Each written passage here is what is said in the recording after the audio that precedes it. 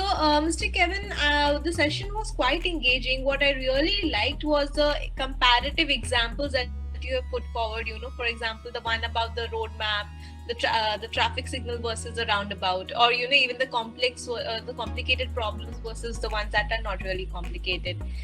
And with that, we actually even have the first question for the evening. So the Miss Yasmin Liaquat, she has asked, the idea of co-creation seems to be complicated, but can be expertised with experience when put into practice.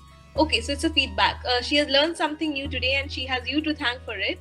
And I agree with her, because I think co-creating sounds so amazing, so wholesome. But the moment we add that word co, we prefix that, it sort of does seem a little intimidating, seem a little too much, like there are so many things to take care of. But I think you have simplified that for us quite beautifully. Yeah, and I think it's when you look through that lens, you begin to see some things in your school where no one wants to recreate the wheel every time, and that's the complicated problem. You can say, well, no, we don't really need to recreate this. We already have something that's very similar that we can just change a little, and it's going to work just as well, if not better. Versus a complex problem that says, well, like, this is just something really new, or we really need to go back to the drawing board and we need to think about this again from the beginning.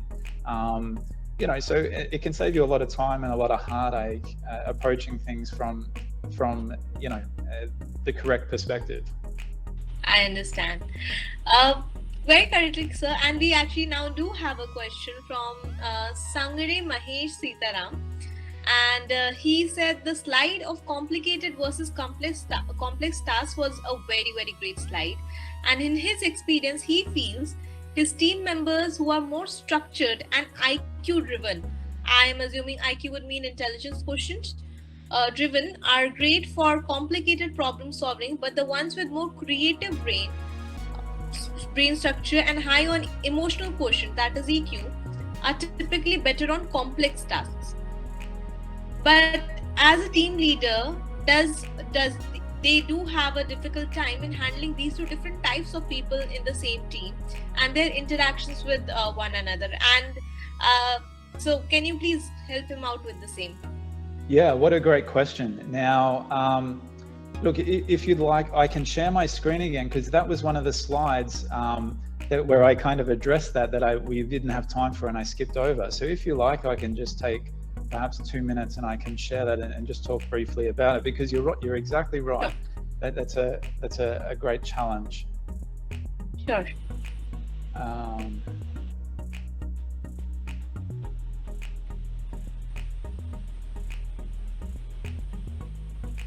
I mean, yes, I agree. It's a very valid question, because even when we work with educators, regarding with our assessments, so team management of so many different kinds of personalities and what they're good for and how to actually, get the best out of them is definitely something that we also get asked a lot.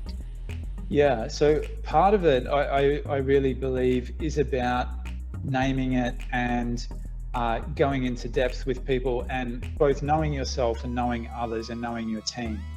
So putting a name to it and describing it can really help people to understand both themselves and how they think and how they work and how others think and work.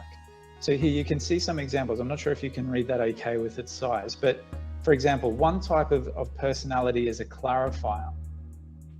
And they appreciate and work best with facts, with background, data, references, evidence, logic, and they want to understand and work through things in a methodical way.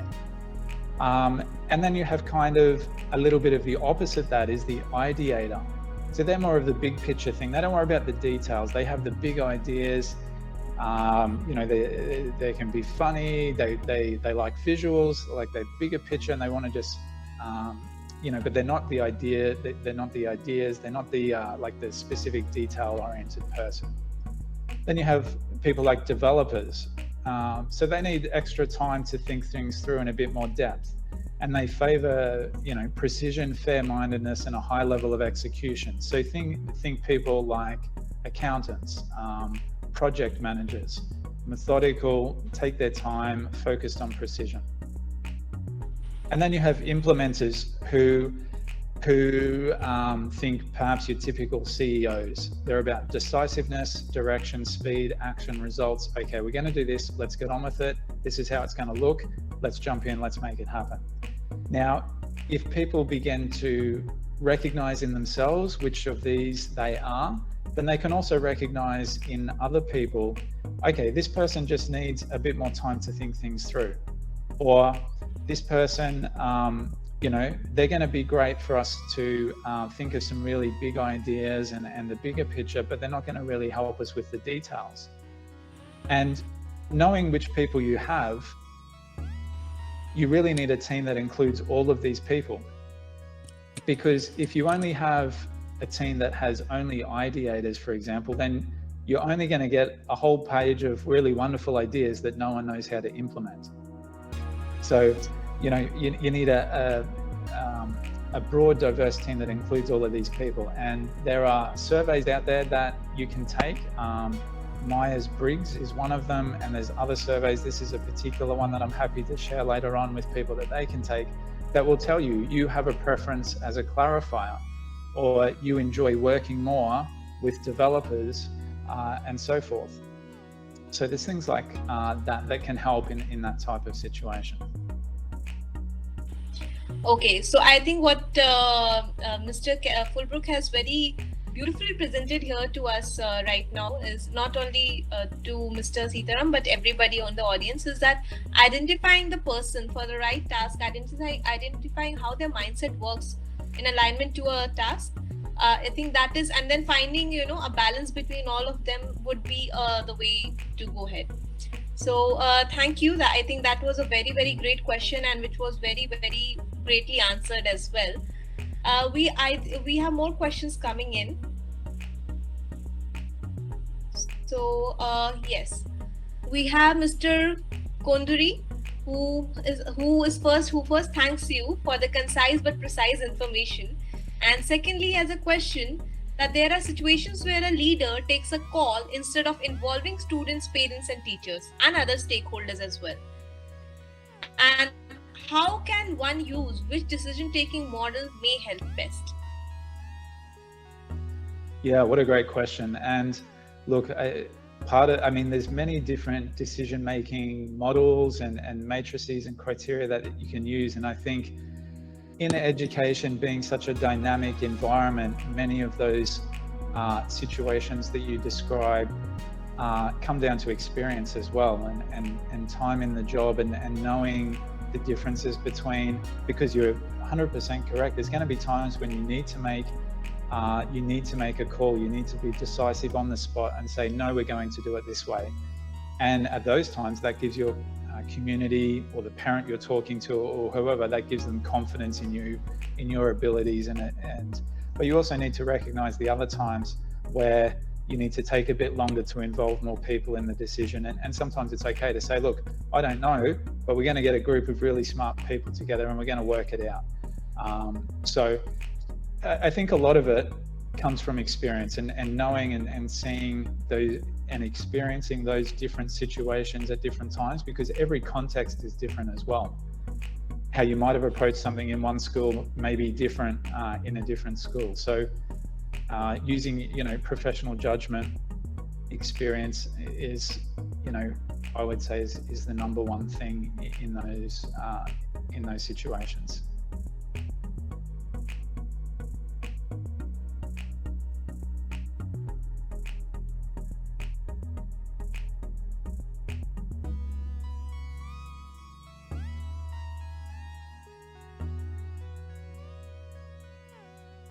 All right.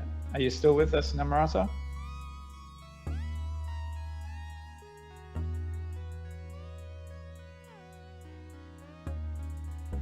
Yeah, while we're waiting for her to join us again, I guess the biggest takeaway that I've taken from this work is with the students and the things that they come up with, if only you take the time to ask. And quite often we don't ask students enough. We don't take the time to hear and listen to what they have to say. And we don't ask them the right questions a lot of the time. And you probably all know those students that once you get them talking, they have so many wonderful things that they've got to say that they've thought through because they've experienced the things that we make decisions on.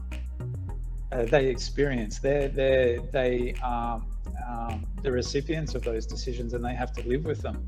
And they quite often have very well-formed, well-thought-out opinions and thoughts on those decisions or on those things. So if we don't take the time to ask and to find out and ask probing questions of them, we're really missing out on really a great opportunity to, a real great source of expertise in our school is our students. Thank you. I think that actually answered another question as well, which was asked by the principal of RIS, who wanted to understand, the democratic way of taking decisions. Do we have more questions from the audience? If somebody wants, they can unmute their mic as well and discuss it, or they can alternatively post it on our window.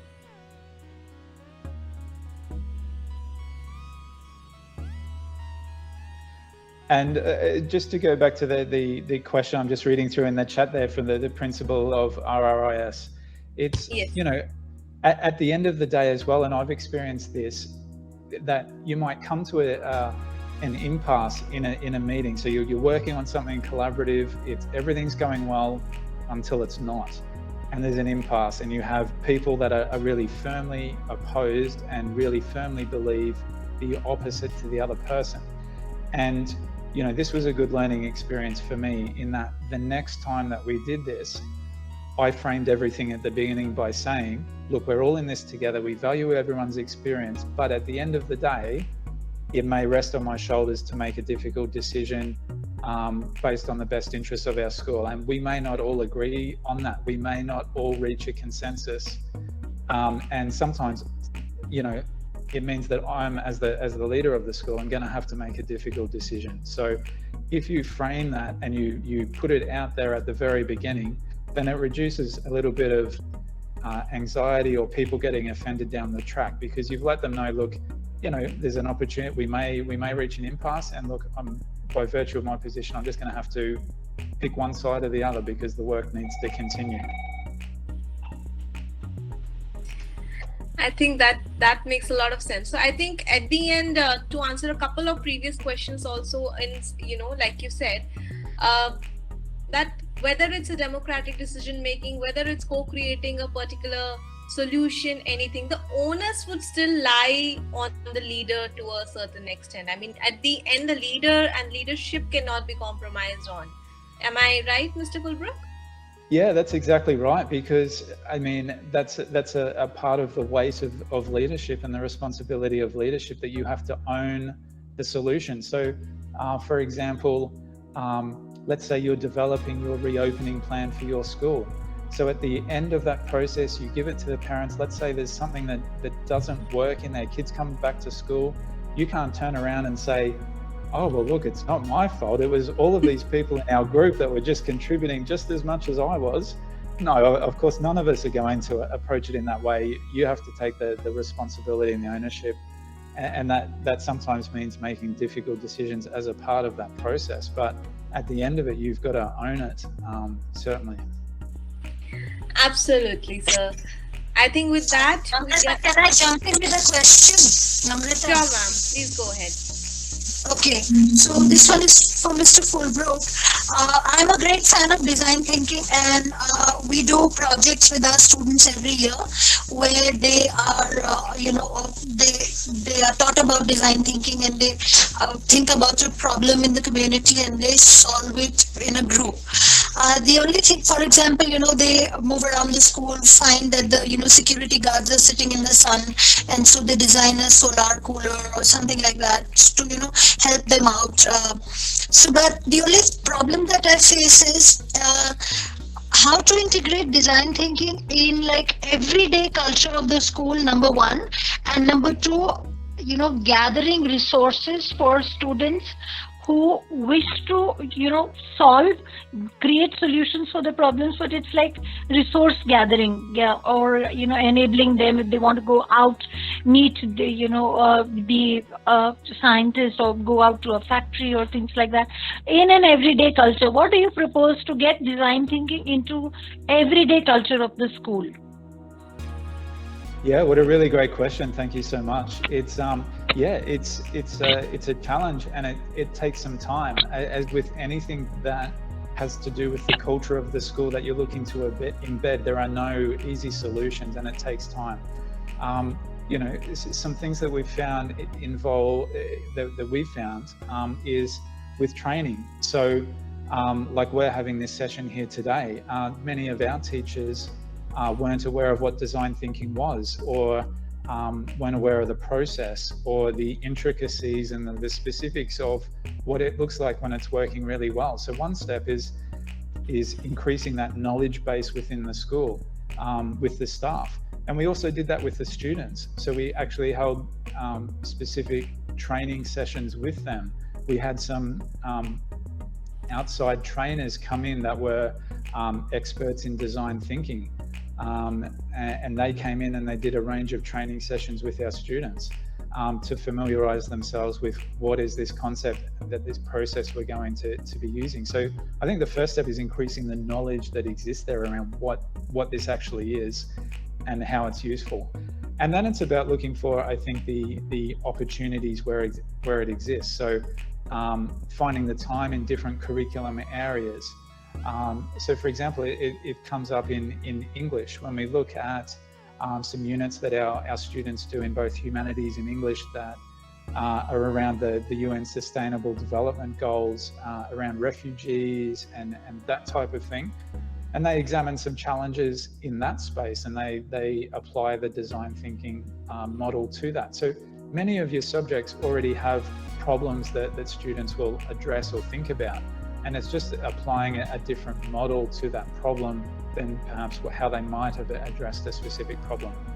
I'm a really strong believer in celebrating the successes and the wins. So when something's new, it's hard for people to visualize what it actually looks like, until they see it with their eyes or they experience themselves. So when you have those first successes, really shout about it and promote it and let everyone know about it.